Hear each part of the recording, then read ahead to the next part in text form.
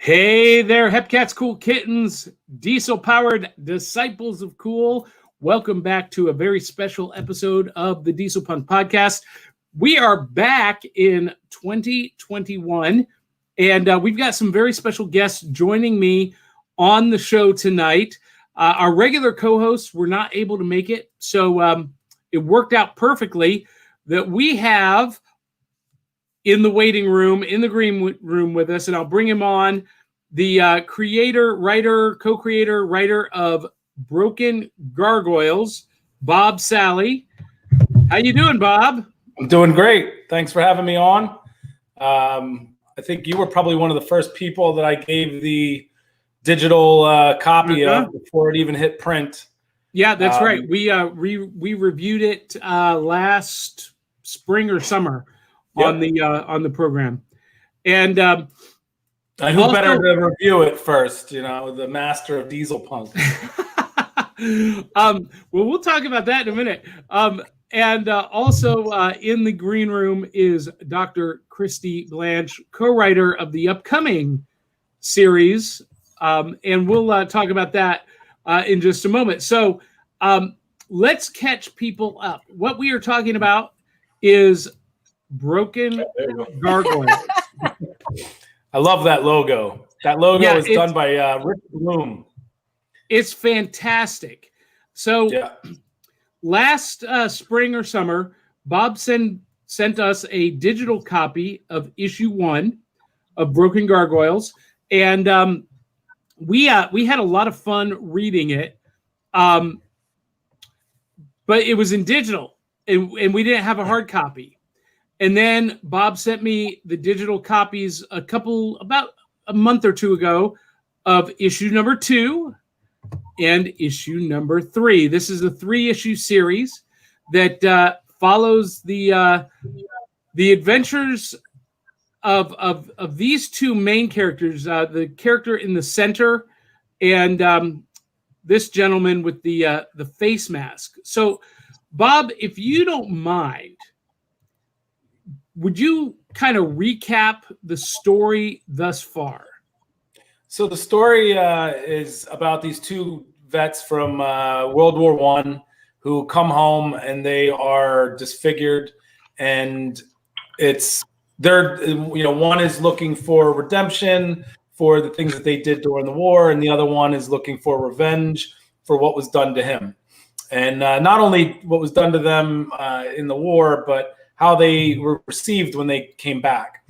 World War I vets, when they came home, had a much different experience than the vets that are coming home now. But in the same respect, things haven't changed too much. When I've spoken to a lot of my friends that are vets, and when I came across a story, actually researching for another story, and I wanted to put these characters into this one shot that I was doing, but when I researched it, it was like a post-Civil War story.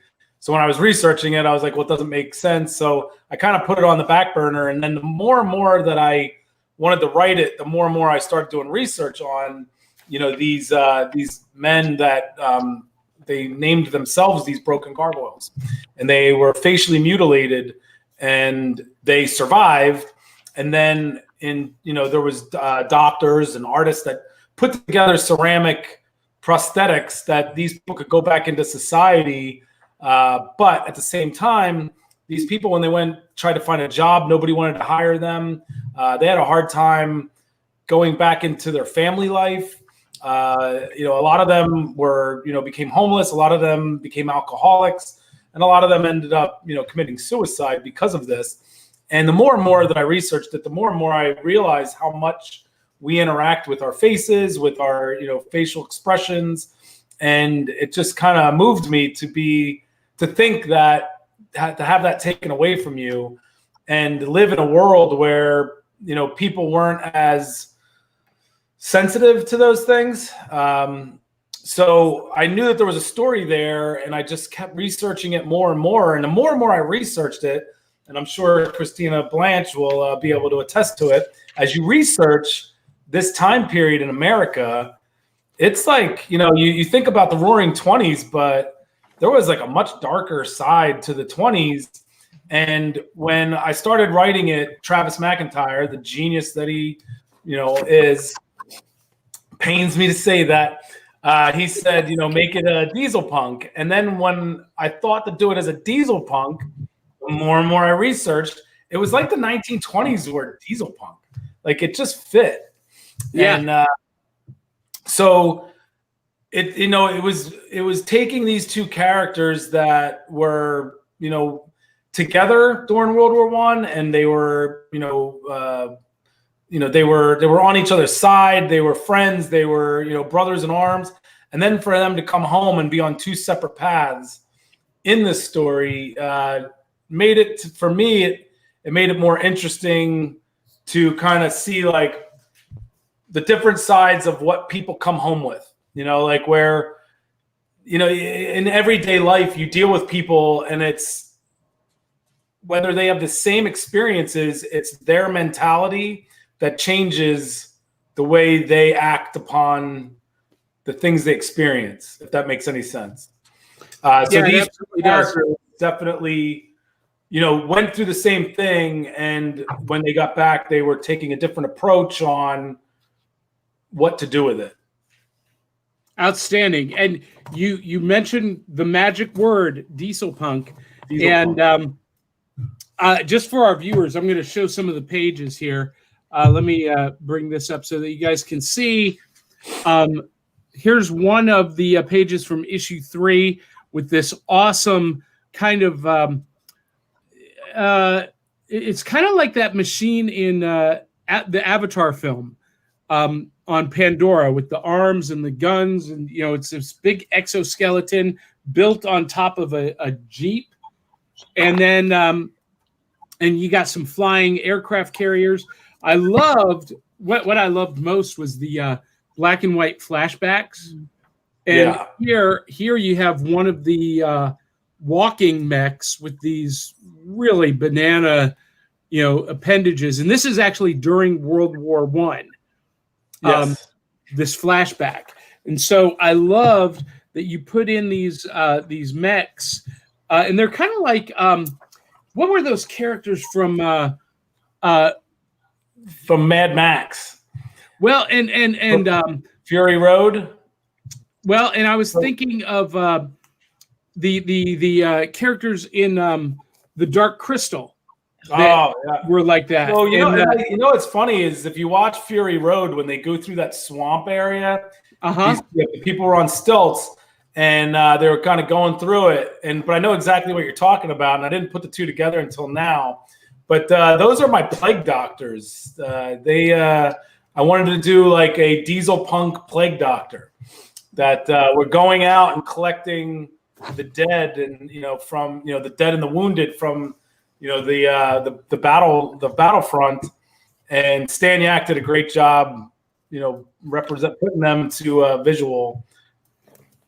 I want a model of this vehicle with the big ball as a wheel in the front. That looks fantastic, right?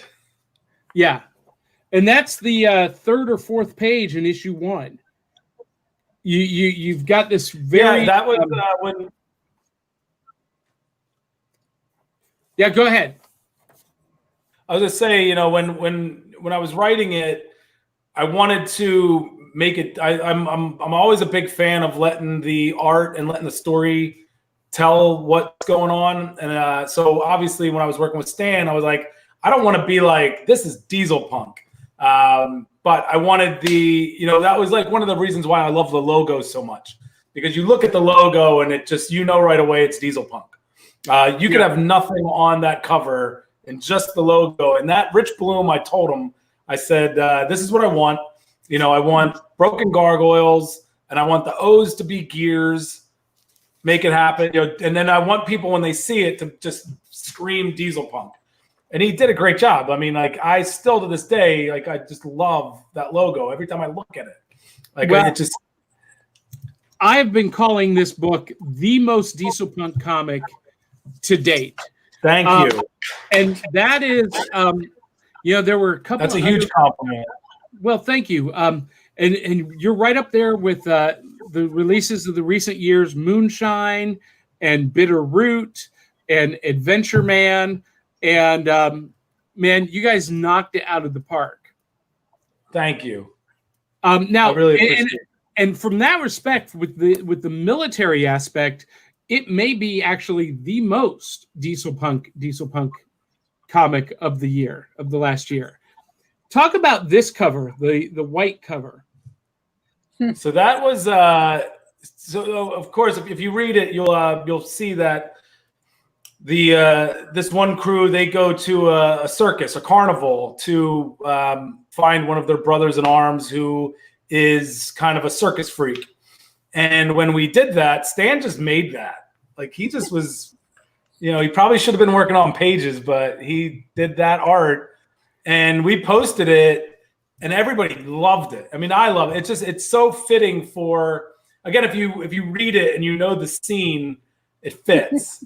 But it's just an awesome cover. And I had Raymond Gay and Jeremy Clark and Juan Fernandez do the covers, because I wanted Stan to stick to doing the pages, and it was something like, I'm always a fan of, I know a lot of people are like, they don't like other artists doing the covers, but I'm a production guy, and I get the artist doing the pages, and then I want to find another team to do the cover, and just keep the wheels rolling. But it was great that Stan did this, and he actually did he did a couple other variant covers for stores, but that was one that we didn't use. And, it was just kind of sitting there. And then Jonathan Hall from Hive Comics, he asked us what we were doing with it and he asked if he could do a variant for issue 2. So, we got the go ahead for it, and I love it. I would love to have this as a frameable poster print. Cheers, man. I'll make it happen. No, I think you ought to make it as part of your merch line if you haven't thought about that already. This is just a great piece. And so at the and I saw another panel here I wanted to hold up of the sky ship, the battleship. Where'd it go here? I'll find. Oh, here it is. Here, I'll bring this up. Here's an image of the battleship. Very, a style that our listeners and viewers are very in tune with, and just great work. Now, this 3-part. I don't want to. Hold on. We got to put this up for just a minute.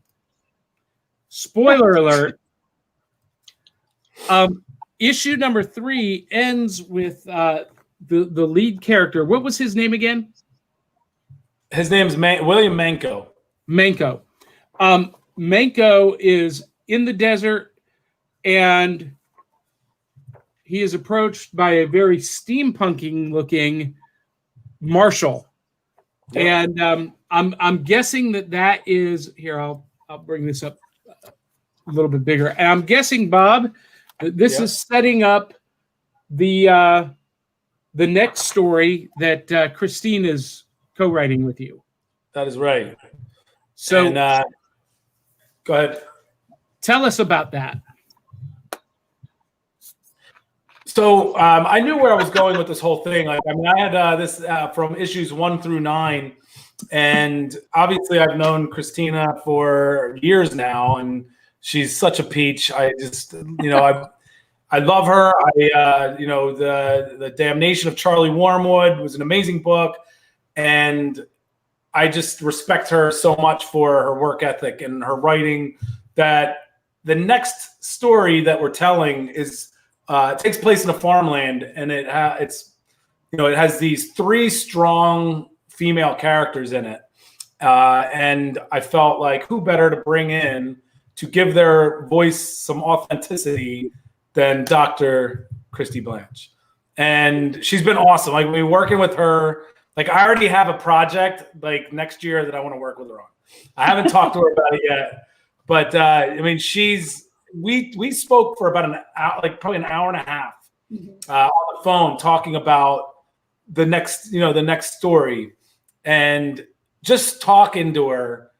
I had my ideas, but then talking to her, she got, she put some stuff out, and it was like, oh yeah, I didn't even think about that. And that's what you want with your, collaborating with a co-writer. Is this isn't, I keep telling her, I'm like, this isn't my story anymore. Like, this is our story. So, and I think the most important thing about collaborating and co-writing is, you don't come in with an ego. It's not about you. It's not about me. It's about the story. And, I know Christina well enough that, I know that that's her mentality. That the most important thing is the end result that we put out. And it's not, who did what or who's taking credit. It's the story is the hero. Yeah, that's outstanding. And Scott Saunders from Dieselpunk Industries is piping in with, hi guys, Scott from Dieselpunk Industries here.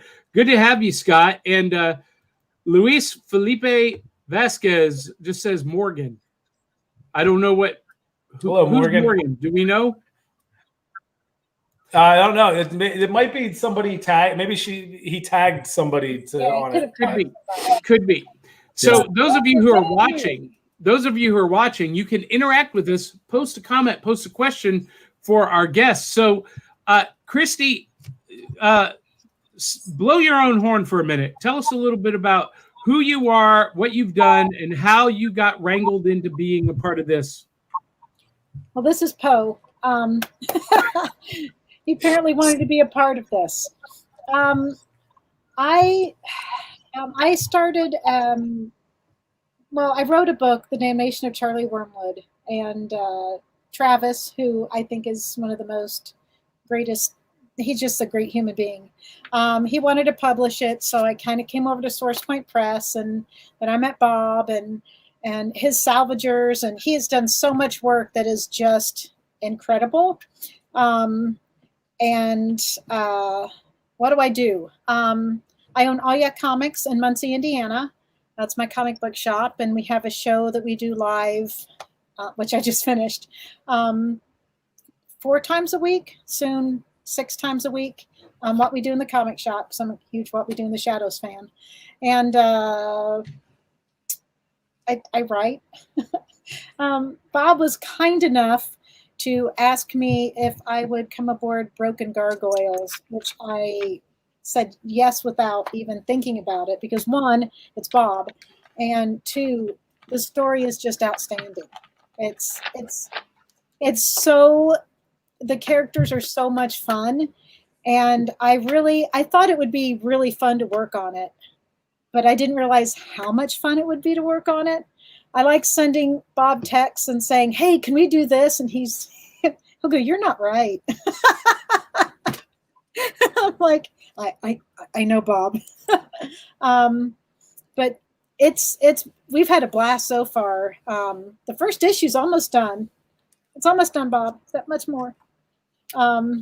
It's been interesting. The research has been so much fun. I love research. I come from my doctorate is in education, and so it was mostly research.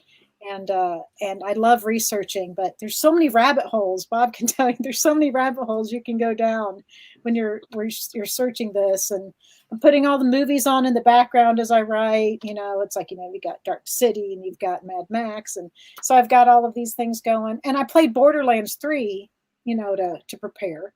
You have to do things like that. And it's just it's a fun ride. And Bob, the story that Bob has come up with, and don't let him kid you. This is his. He did this. It's an incredible story, and it's going to be a fun ride for everyone to be on. Well, and listen, I've been reading a lot of Bob's work over the last year. Bob Ogres was great. Oh.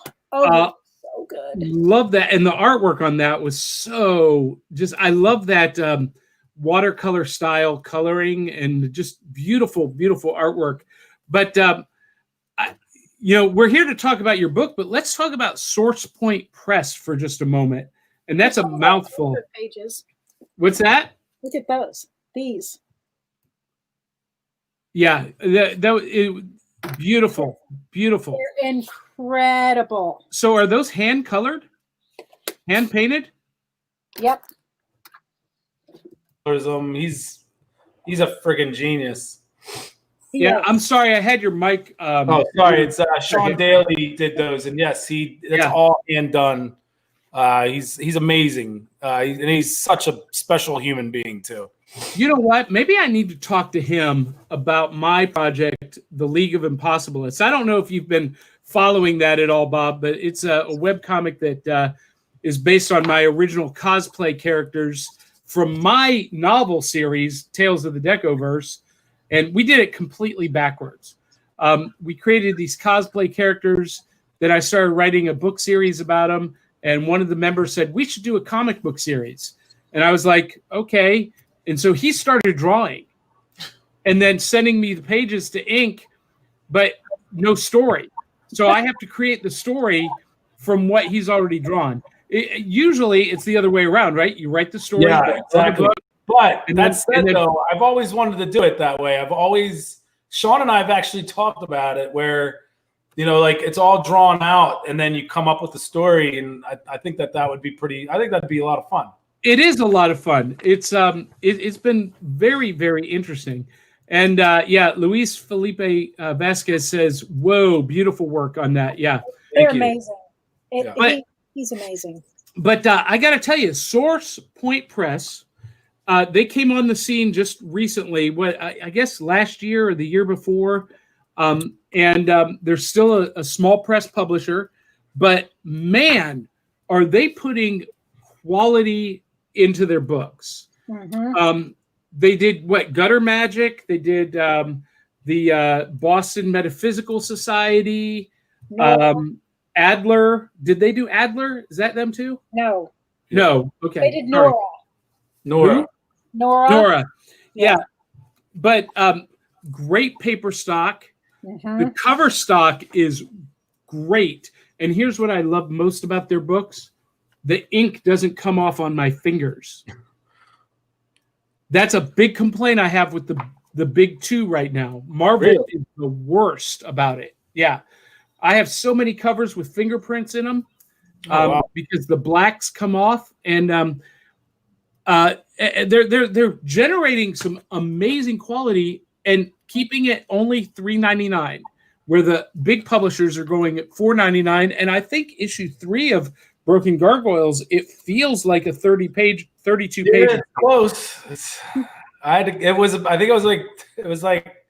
mean, obviously, when you know about comic books and how they're made, and the sheet's 16, and you gotta keep it within 32 from cover to cover, or you're gonna have to throw a whole nother 16 sheet down, and then that's gonna raise the price. I've learned so much stuff working at Source Point Press. So when I turn in a script and it's got 34 pages, and they're like, "Yeah, you're gonna have to cut some pages down," so now it's like in my brain is like, shoot for 24. If you go to 26, it's okay. If you go to 22, so that's the general rule of thumb, at least that I do. But yeah, Source Point Press has been amazing. I came out with Salvagers in 2014, and I was self-publishing it slowly through Kickstarter. And Rick Remender, I actually talked to Rick Remender once at a convention, and I asked him to give me some tips, and he just said, write, and then do as many cons as you can. So, it wasn't easy for me to do cons, but, I was trying to just money. Yeah, exactly. And it was like, I'm going with 3 issues of a comic book that nobody knows about. So, but I tried, I did New York. I shared a table at New York back in the day, and, paid my dues and did all the things where it was just hustling. And, but through those travels, because Source Point Press did so many shows, there was always somebody from Source Point Press at a show that I was doing. And it was finally at C2E2. And it was Gary Reed who actually did Caliber. Yeah. I first pitched Salvagers to, and he said, you should talk to Travis McIntyre at Source Point Press. So at the time, I thought Gary was just pushing me off.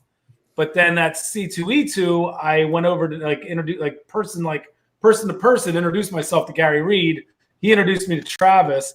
and I'm looking, and it's just horror. All they have is horror books. And so I'm really thinking now that Gary's pushing me off. Like, you're pushing my sci-fi book off to a horror publisher.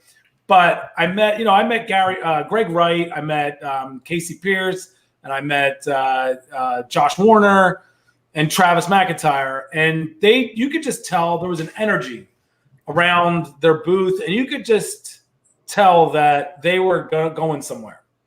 That this wasn't going to be, this wasn't a vanity press. This wasn't something where, somebody wanted to write their comic book and they're like, I'm going to create my own publisher because, Image won't take it. You could see that this was something, and talking to Travis McIntyre, you could see that he had a destination, he had a purpose, and he had a goal. And I loved that the way we talked was you could see that he wanted to do a lot with my property. He wanted to do a lot with Salvagers. So that made me feel comfortable. Like, I want to bring this on. And I think also, he kind of felt like we want to not just be horror. We want to take on, sci-fi. And I think through independent publishing, I kind of built up a little bit of a fan base. So, you're thinking like, well, it'd be nice to bring his fan base in. But, they've overexceeded every expectation that I ever had when I joined them. And to this day, Travis continues to, really change the game for comic books. So I couldn't be happier. I love that you noticed the quality of printing that they're doing and the quality of stories that they're putting out there. So you can see when you're at conventions, it's this feeling like when you're standing and you're in the booth and you just start seeing like these people coming over, and they're accomplished artists themselves, and they're like, I want to be a part of this. And it's really becoming like a really awesome family over there. Well, go ahead, Christy. It's also that everybody there appreciates everybody else, and they push everybody else. And you don't just sell, your books, you sell everybody's books. Everybody there is there for everybody else. It's nothing like I've seen before in comics. It's just remarkable. Remarkable. What I love about what they're doing is they're not afraid to be really creative and to do stuff that nobody else is doing. I get asked all the time by people who like comics, but they don't like superheroes necessarily, what they should be reading. And 9 times out of 10, I'm pointing them to a Source Point press book. We got a comment here from Luis. It's so fine watching you guys. Me and Morgan, we are Dieselpunk aesthetic fans here in Brazil, but the scene sadly is very small. People here are still into steampunk, which is great, but just not diesel. Very few books and comics yet, for example. Well, Luis, you need to listen to some past episodes of the Dieselpunk podcast, because I talk about Dieselpunk comics every episode, and there's a lot that have been out there, especially in the last year. Maybe it's time for me to do another episode just on that, just for you, Louise. I'll turn you on to what you need to be reading. But Christy, so you own a comic book shop? I do. Or I'm in my back room right now. Don't look around. Yeah, I own Oh Yeah Comics in Muncie, Indiana. It's we're a little store, but with the big heart. Yeah. I'm partner. Well, I own this store, but Art and Franco and Mark Hammond and some other people own the Oh Yeah Comics in Skokie, and then we all went together and opened the one in Harrison, New York. So we're not a chain, but we're just a bunch of people who like each other that are doing Oh Yeah Comics. Well, it's a lot of people will say even today there are people in the fandom scene that are a little bit toxic that say attractive women have no place in the comics world. That happens, really? Yeah, it does. Yeah. And not only are you a comic fan and a comic writer, but you're a comic shop owner. I also did my doctoral dissertation on comic book scholars because I've written articles and do presentations, and I've taught classes about comic books and learning gender through comic books and learning social issues through comic books. And but yes, I do sometimes. People will walk past me to a customer and ask them a question, and I'll just watch. I'll just watch, sometimes I'll go, oh my gosh, these books have pictures in them, That's fantastic. And Christy Stoltz says, the best comic shop. Christy Stoltz is awesome. She's one of my favorite customers. So we went to Star Wars and we hung out at Star Wars Celebration last year when we used to have conventions. Well, we will again. And one of the things I do, I have another podcast called Back of the Cereal Box. Oh, nice. And basically the concept is there came a day, unlike any other day, when the question was asked, wouldn't it be cool if we could just get together with our best friends on a Saturday morning, have a big bowl of cereal, watch cartoons, and talk about cool geek culture stuff that we love? And the resounding answer was, well, yes, we can.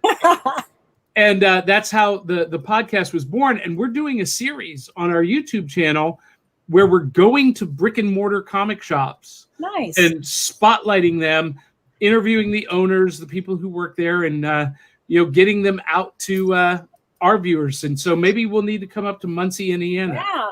It's not that far from Nashville. It actually isn't. I've been to Nashville many times.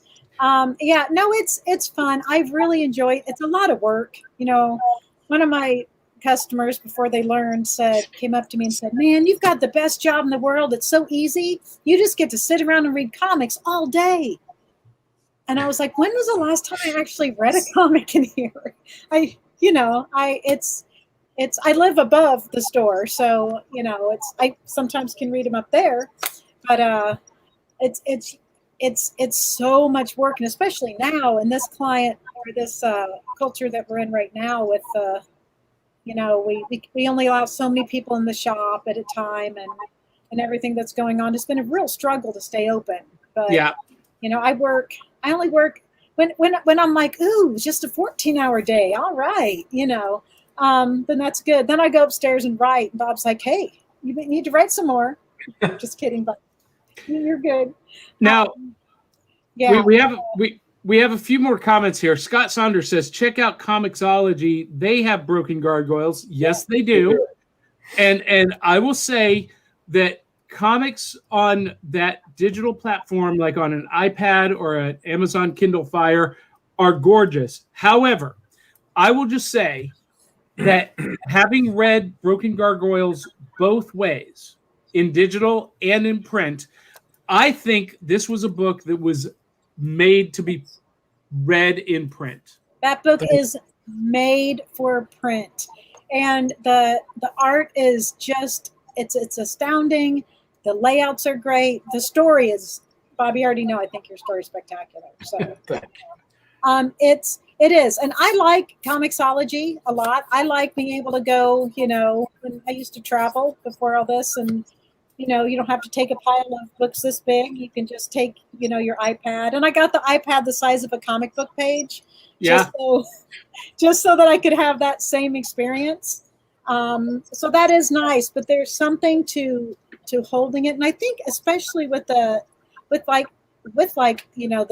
Dieselpunk comic because it's such a tactile idea, with that, I think it just adds to it. And people flip back and forth and going, "Oh my gosh, did it? What? What?" Yeah. No, I'm totally with you. And Scott Saunders says, "Dude, to live above a comic shop, yeah, that's either a dream or a nightmare." Both. It's both, but it's great because my UPS driver will go, "Hey, I've got a package," and it'll be before, I'm like, "I'll be right down." Just run down the stairs. That's fantastic. It's actually been a lifesaver in this situation because when we were shut down, we weren't even supposed to be at work. Well, this technically is still my home, So you can invite people in. Came to work Right. today. So here in Nashville, there was only a brief period of time that comic shops were shut down in comparison to a lot of other places in the country. But they all started doing curbside delivery. Yep. And, actually saw their sales go up by about 30%. And, when I talked to one of the owners, it was because people were stuck at home, starved for tactile entertainment. Oh yeah. No, it's true. We've been doing well. I mean, we're doing well, but working a lot harder. Yeah. And it's just me and my son. He works here, a couple hours a day. And so it's basically just me here, working and working and working. But I've learned so much about mail order. I've learned so much about packaging. I can tell you all about the USPS, everything. It's and I pride myself on my packaging. I do I work to get everything there. I knew none of this before, so it's been this huge learning curve.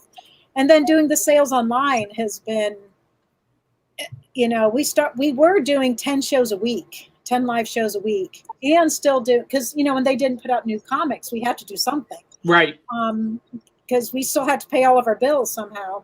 That drove me crazy, by the way. They had comics stacked up at Diamond's warehouse, and nobody could get them. Nope. It was insanity. You can still hardly get them. Yeah. But no, it was a crazy time, and I thought, well, I'll just get a lot of writing done. But I working then, I was working all the time. It's football season, I take, Bears games off. Now I'm good, but now I'm rooting for his team, Chiefs. Man. So that drives my son crazy. He hates them, but he likes Tom Brady. No. Well, I'm a Cleveland Browns guy, so Dude. I'm from Akron, Ohio. They were awesome. I was so proud of them, man. Can you even believe that?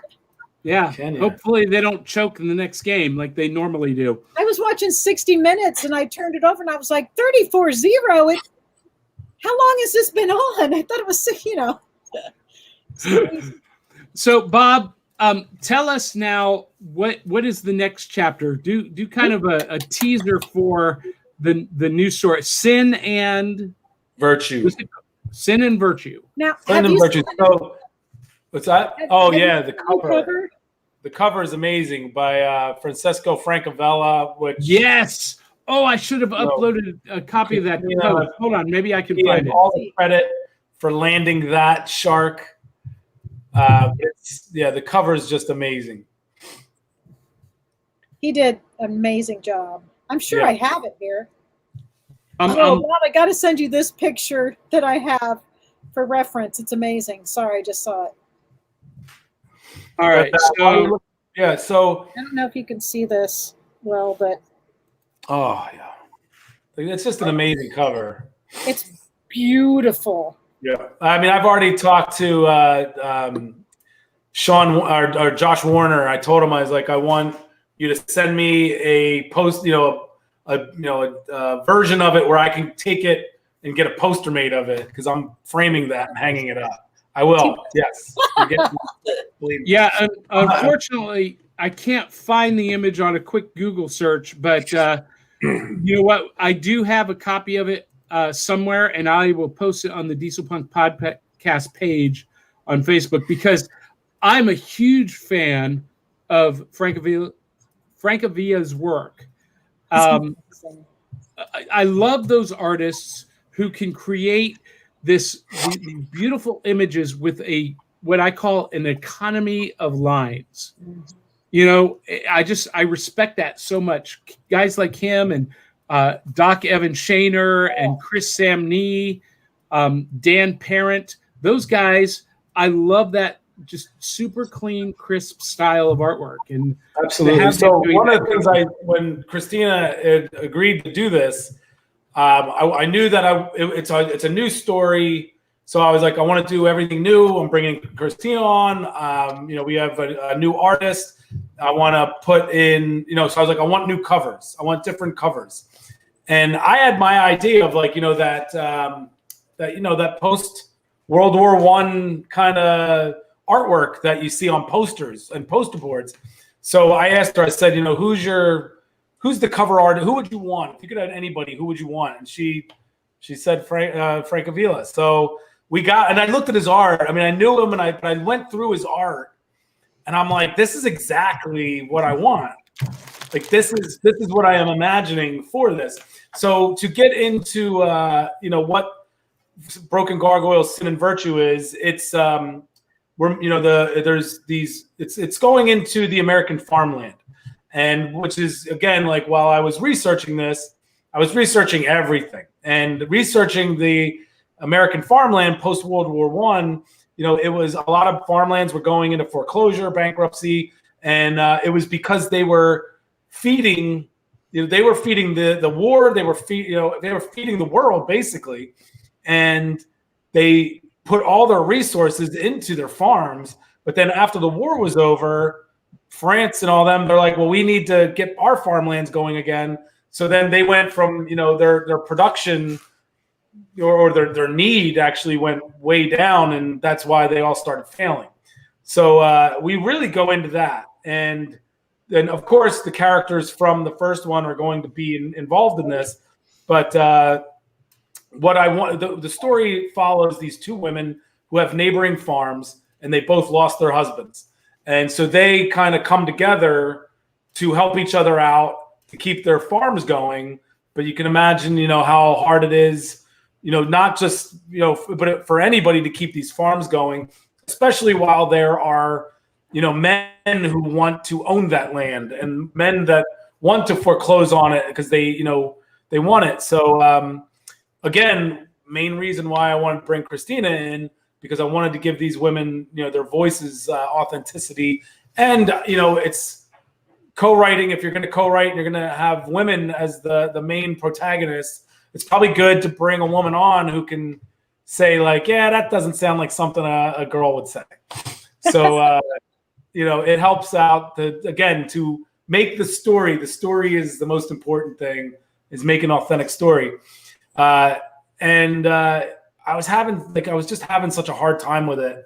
But so I'm like, I knew that we had a deadline, and I am like dragging my feet on this thing. And then I don't want to get too much into it, but when I had like my huzzah moment, it was to dive into Prescott's past after, but like what happened to him after World War I. And when I came up with it, I'm like, holy shit. I'm like, this is perfect for Christina, because this woman went into prisons and taught the prisoners.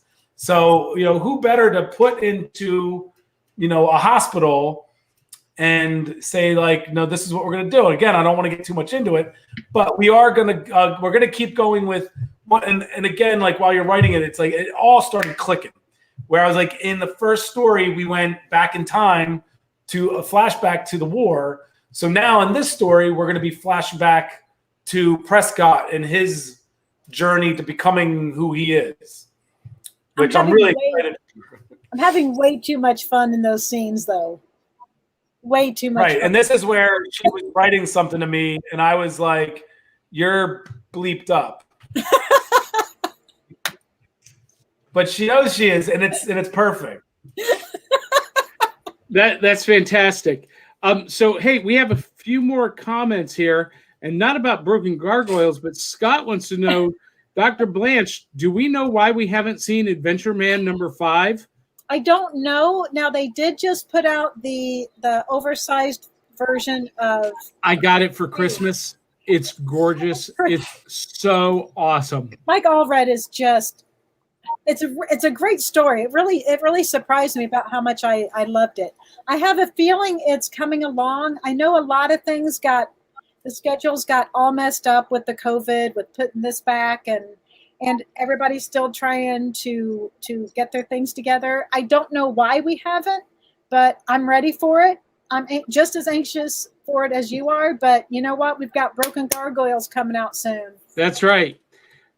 And Scott also mentioned as an artist, Alex Toth, Oh. one of those artists who can use an economy of lines. There are the large Economy of lines, I size like books of his are incredible, just incredible. I have a hard time selling those. I'm like, no, I want to keep this in the store. Just leave it here. Yeah. Excellent. Well, for those of you who are watching, any questions or additional comments for Bob or Christy? I can't wait for Sin and Virtue. Yeah, so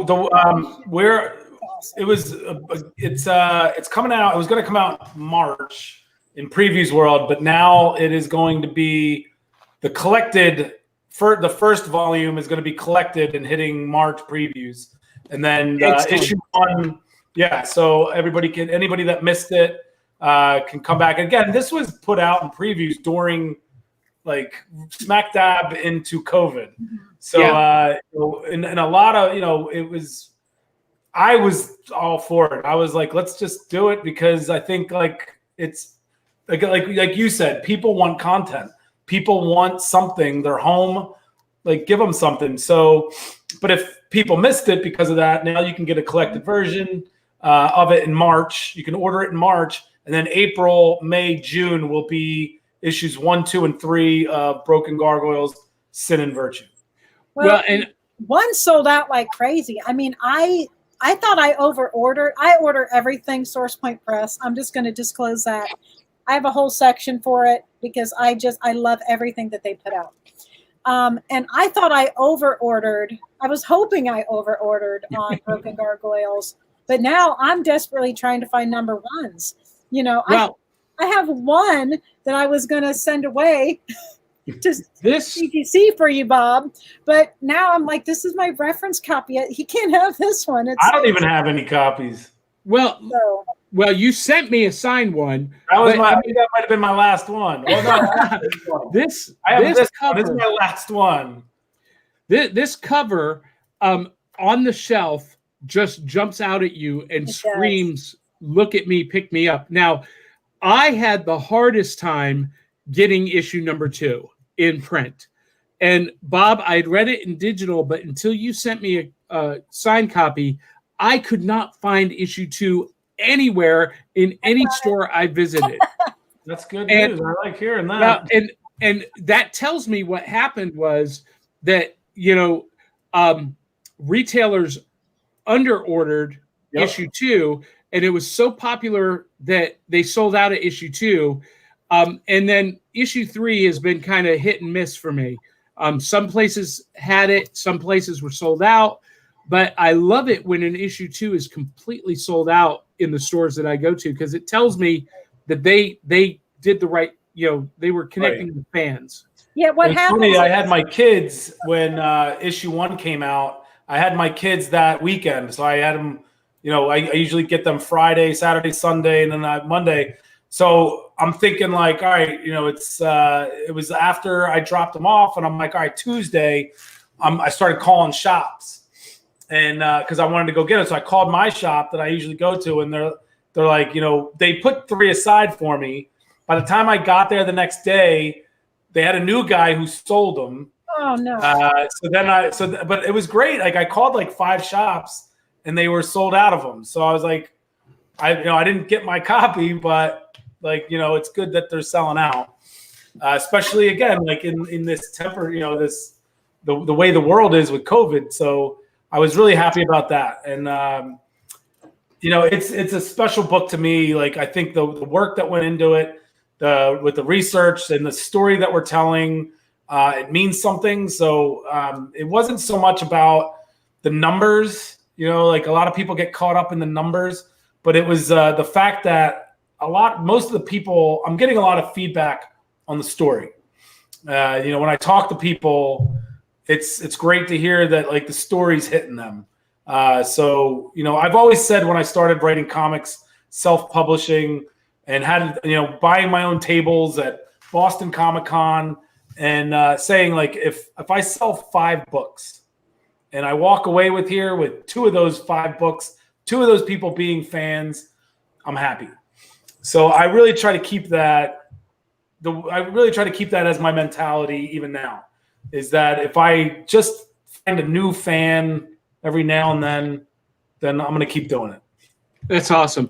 And speaking of, Dieselpunk standard bearers, Tony Snipes just popped in saying, yo. Yo, Tony. And Bob, I don't know. Have you seen his Portsmouth airship building company project? I have not. How you doing, Tony? Thanks for joining. Dude, you have got Tony got Snipes, to I'm going to find him. Yeah. The Portsmouth Aeroship Building Company. When you see this, you're going to fall in love with his artwork and with this entire project. It's phenomenal. And Scott Sanders says, "Hey, Tony," and he says, "Hello. Hey, we're having a chat board on the show." I'm going to see that, and I'm going to hit Tony up, and I'm going to be like, I want to do some art with you. You really are. Once you see what he has done with this project, you're going to want to have him on board with a future Broken Gargoyles project for sure. I'm in. I promise it will happen. Can I just say something about the comics that Bob Sure. wherever you are now? So the greatest thing that I saw, as retailers, you order a lot of number ones and then you order less number twos. Yep. But I didn't do that on Broken Gargoyles because I just knew. And I'll tell you what, when you run out of number twos and you order the same amount, you know it's a good story. Yeah. So, and I have very few number twos left. And a couple people bought several number ones. So I did, one to keep, not read, and then one here. I should have ordered way more. I should have. But people came back for it because it's a good story. It's a good story. And the hook at the end of number one is so good. So good. Yeah. It really is. I can't wait for number two or for the second volume, the second arc to come out. It's going to be, I think that it's going to have so much more depth to it with these new characters, and it's really gonna punch you in the gut. And I love the idea of putting the volume out before it comes out, because a lot of people didn't get to check out number one because it just wasn't there. So by doing that, you're like, hey, we're thinking of you. Here's the story. Here's the next one.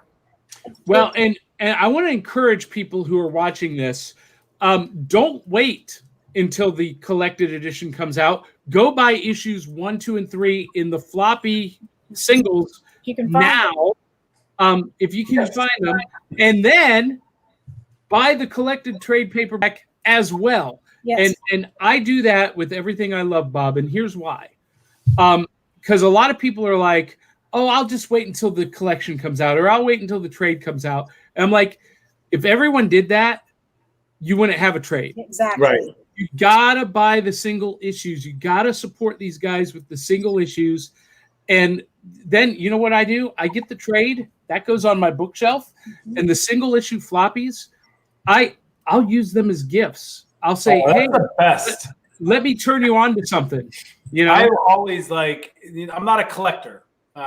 Sorry. Yeah, neither am I. I'm a reader. I'm always, if I get a book, if I get books through Kickstarter, a lot of times, I have piles of these books, and when I have done my Kickstarters in the past and I'm shipping things out, I know the people that are those constant fans that keep coming back more, I'll take those books and I'll stick it in their package, and I'm giving them a little bonus.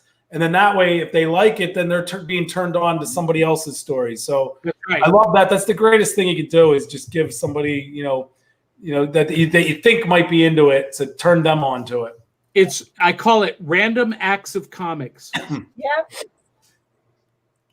So we are coming up against the hour, guys. This is an hour-long show. I can't believe we had that much to talk about. It's awesome.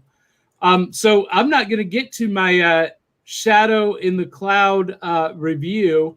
I will just say that I loved it. It is totally Dieselpunk.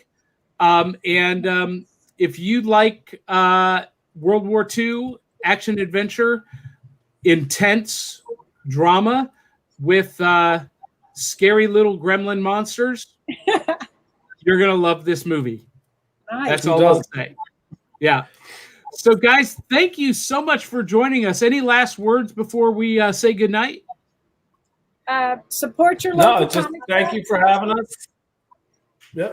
And again, yeah, and if you are looking for Broken Gargoyles and you want to read them before the trade comes out, you can contact your local comic shop. Hopefully they have it. If not, you can go to oximedia.com. You can go look under their Source Point Press Comics tab. They have issues 1, 2, and 3 in there, and they are ready to ship out. So oximedia.com, go there, and if you're going to order that, order some other stuff too, and support Ogres, comic book writers. Ogre and Ogres. It's tremendous. And if you like Dungeons and Dragons at all, anybody who plays Dungeons and Dragons, I'm like, here. And they're like, I'm not sure. And I'm like, I'll give you your money back if you don't like it. Nobody has gotten their money back. That's fantastic. Well, guys, we got He's awesome. 2 last comments here. Dieselpunk Industries, they are actually airing Shadow in the Cloud. Nice. So tv.dieselpunkindustries.com/Shadow in the Cloud. And Felice says, have a happy 2021 and all the success in the world. Thank you, Louise. Thank you so much. And Scott says, keep making good stuff. We'll do our best, buddy. Scott, we appreciate you're it. You're going to love this next arc. You're going to love it. It's so much. Because of her. No, because of her. That's going to be fantastic. I can't wait. Well, everybody, thanks for tuning in. If you like this show, make sure you share it. Tell 200 or 300 of your closest friends and family to come share the Dieselpunk fun. And until the next time, we'll catch you on the flip side. Good night. Thank you. Thank you.